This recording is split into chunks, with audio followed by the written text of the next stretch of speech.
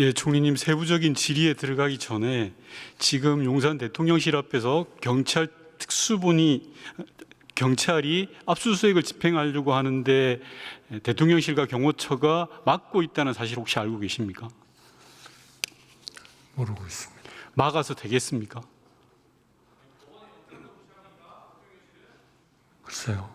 법의 집행은 이루어져야 되지 않을까 그렇게 생각합니다. 법의 집행이 이루어져야 되는 게 아니라 지금은 총리께서 단호하게 이야기하셔야 됩니다.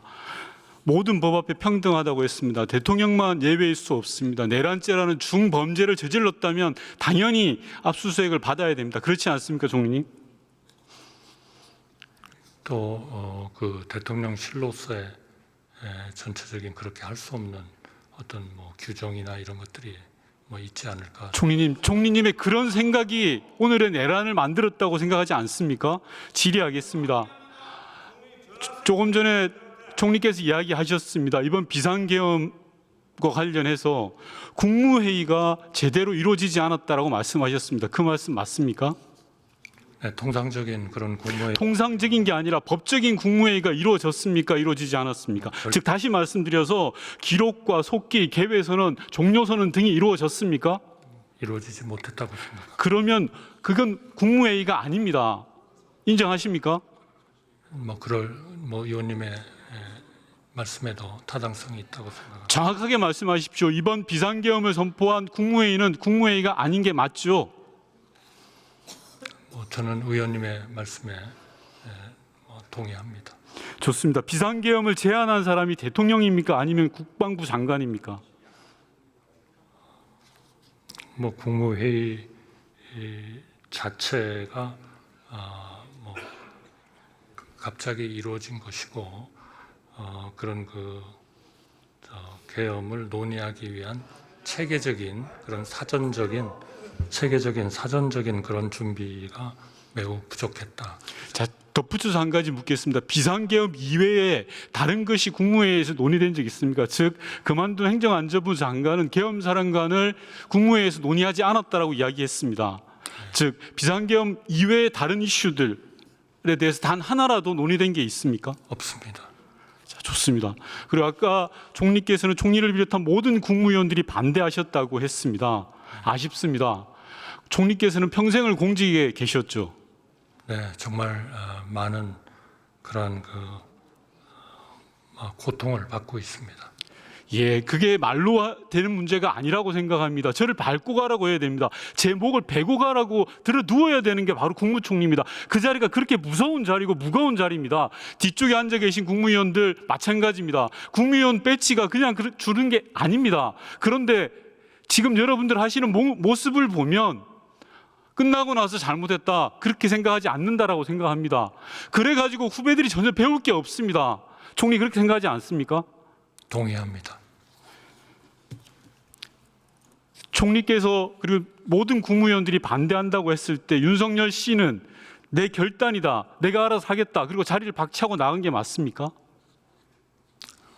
박찬 것은 아니고요. 또 대통령님이 어떻게 말씀하셨느냐 하는 것은 그거는 일정한 앞으로의 수사 과정이나 여러 과정을 통해서 말씀하시게 하는 게 그게 저는 맞다고 생각합니다. 좋습니다. 제가 지금 그거를 말씀하시기는 좀 어렵다고 생각합니다. 왜냐하면 상식적이지 않지 않습니까? 총리님, 총리님을 비롯한 10명의 국무위원들이 다 반대를 했습니다. 목을 걸고라도 반대를 했다고 이야기하는 사람도 있습니다. 그런데 대통령은 그걸 무시하고 자리를 박차고 나간 겁니다. 그게 상식적입니까? 그게 일국의 대통령의 온당한 자세입니까? 총리님?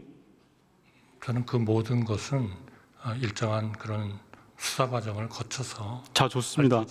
총리께서는 국무회의에서 대통령의 계엄 선포를 막지 못한 것에 대해서 지금 후회하고 계십니까? 네, 후회합니다.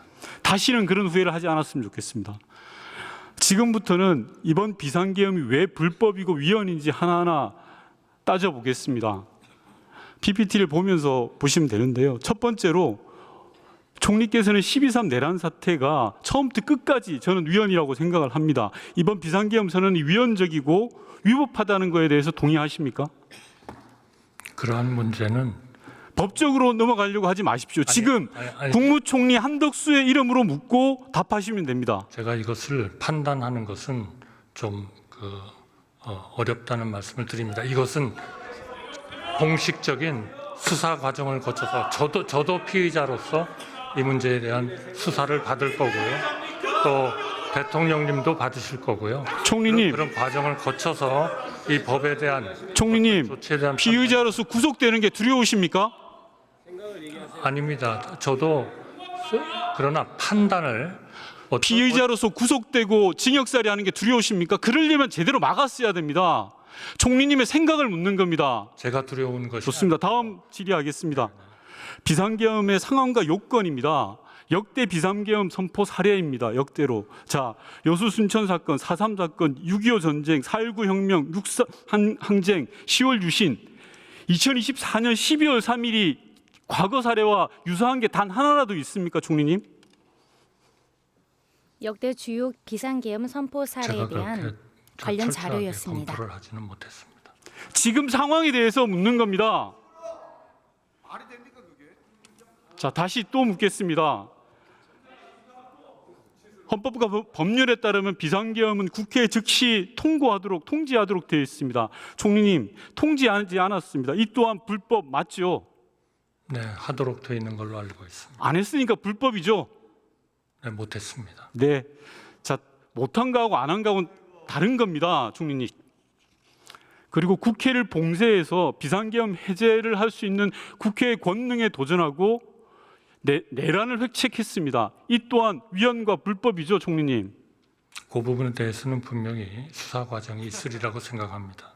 왜 책임을 자꾸 미루십니까? 총리님, 국회의장이 국회 담벼락을 넘어오실 때 총리님은 어디 계셨습니까? 그 화면을 지금 PPT를 보십시오. 세계 어느 나라의 국회의장이 국회 담벼락을 넘습니까? 저 사진을 보고 총리는 아무것도 못 느끼십니까? 네, 부끄럽고 죄송합니다. 그러면 저 부끄러운 장면을 보실 때 총리께서는 무엇을 하셨습니까? 사무실에서 저희 대안을 검토하고 또 우리 국회에서의 조치를 저희가 있을 것으로 예상을 하면서 기다리고 있었습니다. 즉각 행동에 나서셔야 됩니다, 총리님. 그게 국무총리의 역할입니다. 그렇지 않습니까? 이러한 계엄의 문제는 사실 국무총리를 좀 벗어나 있는 그런 현실적인 상황이었다 하는 말씀을 드립니다.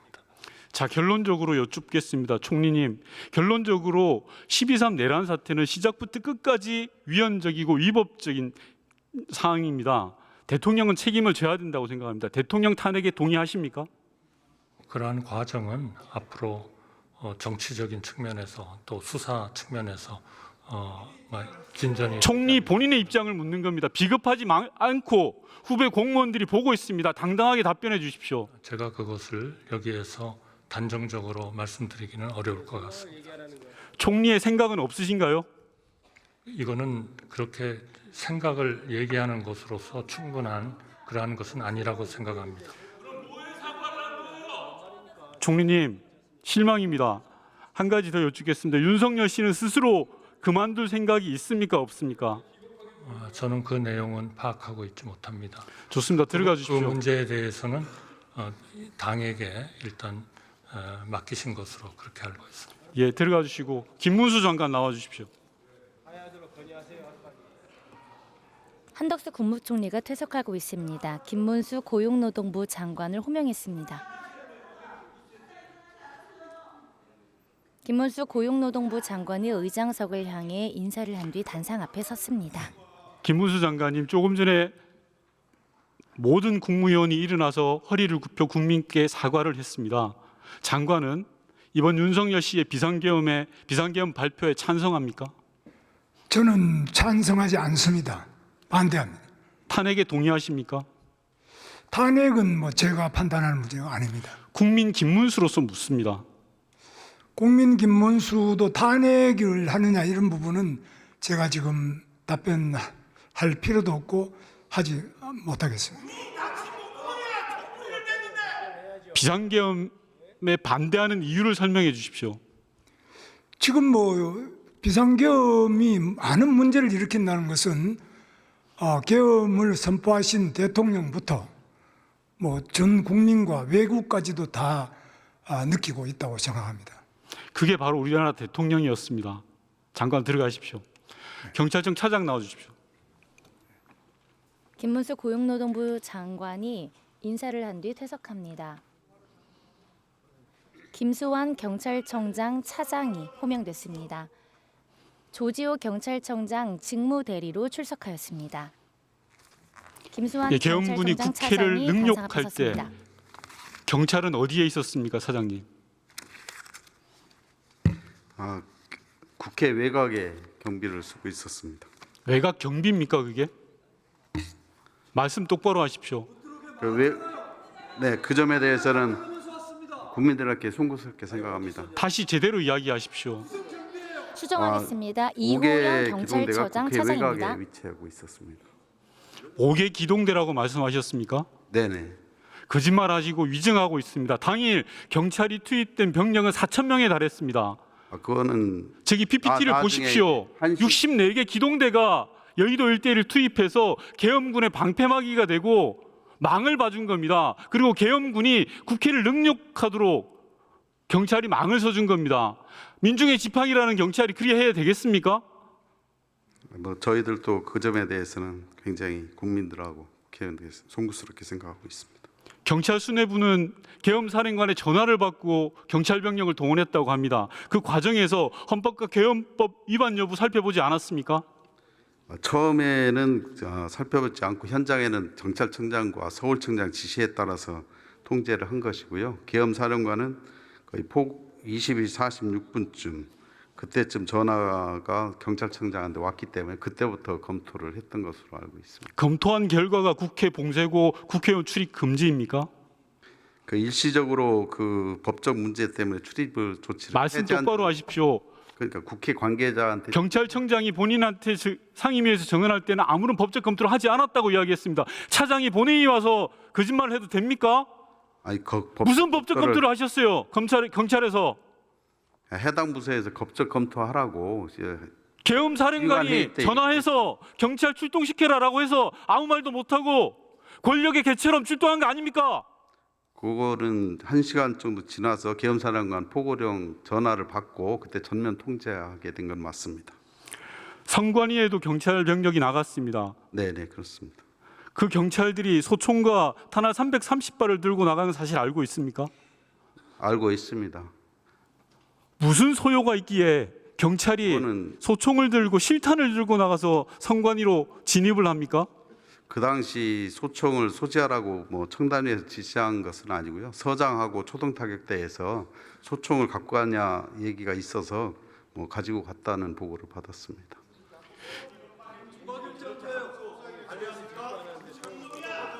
경찰청 차장님, 국가를 문제는 경찰서장하고 초동타격대에서 결정해서 가지고 갔다고 보고를 받았습니다. 국가를 지키라고 준 총, 군인이 들고 경찰이 들어야 될 총이 국민 가슴으로 향했던 게 이번 내란 사건입니다. 전혀 반성이 안 됩니까? 아까 말씀드렸듯이 그 문제에 대해서는 경찰청도 책임을 통감하고 있고요. 굉장히 국민께 죄송스럽게 생각하고 있습니다. 수많은 군 지휘관들이 양심선언을 하고 있습니다. 경찰 스스로도 이제는 진실을 밝혀야 된다고 생각합니다. 그리고 경찰이 권력에 대한 제대로 된 수사를 통해서 그 의지를 보여줘야 된다고 생각합니다. 수사 의지를 밝혀주십시오. 경찰은 국수본을 중심으로 해서 성역 없이 수사할 것을 약속드립니다. 네, 들어가십시오.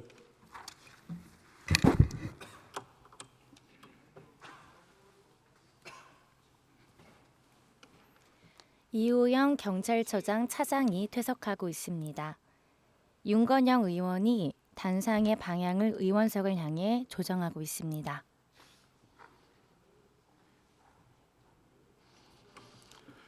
예, 국민 여러분, 다시는 일어날 리 없다고 믿었던 내란 사건이 2024년 대한민국에서 벌어지고 말았습니다. 12월 3일 밤 온 국민은 폭력과 몰상식의 시간이 다시 시작되는 것인가 하는 두려움에 밤잠을 설쳤습니다. 아직도 그날의 공포는 현재 진행형입니다. 군인을 마주치면 숨어야 한다라는 할머니의 편지가 SNS에서 회자되었습니다. 비상계엄을 겪었던 할머니가 손주에게 한 절절한 당부입니다. 광주에 계신 지인은 그날 이후로 단 하루도 편히 잠을 못 주무신다고 합니다. 누가 그들을 두려움에 떨게 했습니까? 군복 입은 군인이 눈물을 흘렸습니다. 민간인 대상 작전인 줄 몰랐다고 합니다. 조국을 지키고 국민을 지키기 위해 자기 목숨을 건 군인들이 대체 왜 울어야 합니까? 제정신이라고는 도저히 생각할 수도 없는 대통령 한 사람 때문입니다. 헌법을 유린하고 권력을 마음대로 사용한 자격 없는 대통령 한 사람 때문에 온 국민이 끔찍한 시간을 겪고 있습니다. 몇 명 남지 않았습니다만 국민의힘 의원님들에게 호소드립니다. 그런데도 탄핵이 아닙니까? 국민의힘 의원 여러분, 여전히 대통령이 국정 운영을 정상적으로 할 수 있다고 믿으십니까? 대한민국이 정상이라고 생각하십니까? 혹여 여러분들만 살아보겠다고 하시는 건 아닙니까? 국민을 바라보고 결심해 주시기 바랍니다. 지금 국민은 탄핵만을 요구하고 있습니다. 허울 좋은 핑계거리를 찾지 마시고 국민을 바라보고 정치해 주십시오. 경청해 주셔서 감사합니다.